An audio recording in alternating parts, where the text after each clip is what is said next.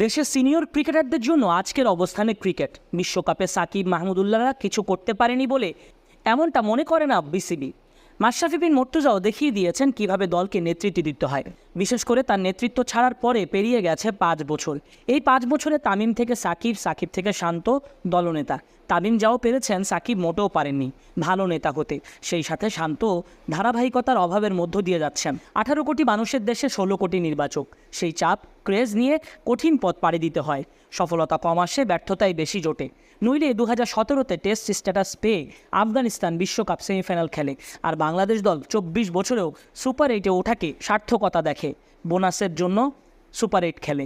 Coach থেকে খোদ ক্রিকেটাররা সবার টার্গেটই গড়পড়তা। তবুও বাংলাদেশ দল এখনও লড়াই করতে জানে, নেইল বাইটিং ম্যাচ উপহার দিতে জানে। এখনও এটাই অনেকের কাছে সুখের পাওয়া। বাংলাদেশের 5 ক্রিকেটারের অবদান নিশ্চয়ই ফুরিয়ে যায়নি।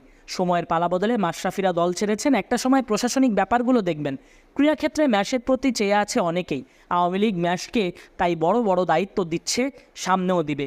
তামিম, সাকিব, মাহমুদুল্লাহ, মুশফিকরা যেখানেই থাকবেন খেলা ছাড়ার পর বিশ্বাস করে সকলেই তারা ক্রিকেটের স্বার্থে কাজ করবেন।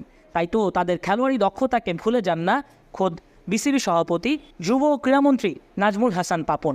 দে অলসো স্ট্রাগল। ওদের যখন নাকি কি প্লেয়াররা বসে গেছে, দে অলসো স্ট্রাগল। আমাদের এখন তো ওই সময়টা যখন নাকি আমাদের সব কি প্লেয়াররা চলে যাচ্ছে। এখানে এই টুর্নামেন্টে কিছু প্লেয়ার আছে যারা probably this is the last T20 world cup. কিছু প্লেয়ার আছে হয়তো এই বছরই শেষ। এই যে একটা ট্রানজিশন ফেজ, এখন নতুন নতুন ছেলে ঢোকানো, that was the major challenge. আমাদের মাথায় খালি এই একটা চিন্তাই ছিল। এখন পর্যন্ত বলতে পারি যে সেদিক দিয়ে 5 জনের মধ্যে 3 জনকে আমাদের ভালো লেগেছে। দেখেন, এখানেই তো থেমে যায়নি। আবার এই যে HP ট্যুরটা যে করতে যাচ্ছে, এগুলো তো একদিন 2 দিনের ইস্যু না, এগুলো তো 3-4 মাস আগের থেকেই এগুলো কাজ চলছে। সো আমরা we are in the process যে আমাদের সামনে খুব একটা বড় যদি যদি হতো আজকে এখানে 5 জনের সাথে আরও 4 জন ঢুকাতাম এক্সপিরিয়েন্স যারা ওদের বাদ দিয়ে, তখন তো অবস্থা কী হতো কেউ জানে না।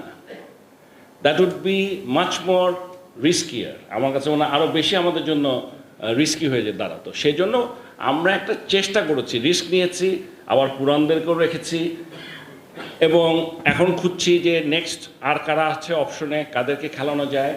আমার ধারণা যে প্রসেসে চলছে, 5 জনের মধ্যে যে 3 জনকে পেয়ে ভালো লেগেছে, এটাই আমি মনে করি একটা বিরাট পাওয়া এই টুর্নামেন্টে। এবং আমরা যদি এই যে এখন সামনে আরও 3-4টা প্লেয়ার পেয়ে যাই ভালো, তাহলে বলতে পারি যে আগে যেরকম খেলতাম, এখন তো আমি ধরে নিচ্ছি এটা আগের চেয়ে উইকেট টিম। এখনকার টিম খেলতে যাওয়ার আগে আমি ধরে নিয়েছি আমাদের আগের চেয়ে wicket team. Think about the time when আমাদের আজকে যে জায়গায় আমরা এসেছি, এখানটায় কারা নিয়ে এসছে এই জায়গায়।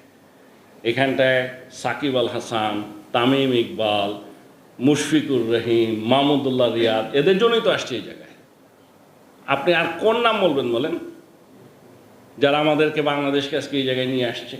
সো এখন এর মধ্যে 2 জন নাই, 2 জন আছে, তারাও সামনে হয়তো থাকবে না, থাকলেও মানে কতদিন আছে আমরা জানি না। এখন সব রিপ্লেসমেন্টগুলো আমাদের খুঁজে বের করতে হচ্ছে। রিপ্লেসমেন্টে এসে সবাই যে ভালো করবে এমন কোনো কথা নেই, না করার সম্ভাবনাই বেশি। তবে 3টা প্লেয়ার আমাদের পছন্দ হয়েছে।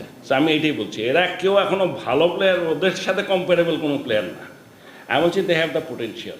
আমরা যদি এরকম আরও 15, 10, 12টা প্লেয়ার পেয়ে যাই, তাহলে আমরা বলতে পারবো যে সামনে আমাদের এরা হয়তো ভালো খেলবে। আর আরেকটা জিনিস ফাইনালি লাস্টলি বলে রাখি, T20-তে আমরা কখনোই ভালো দল ছিলাম না।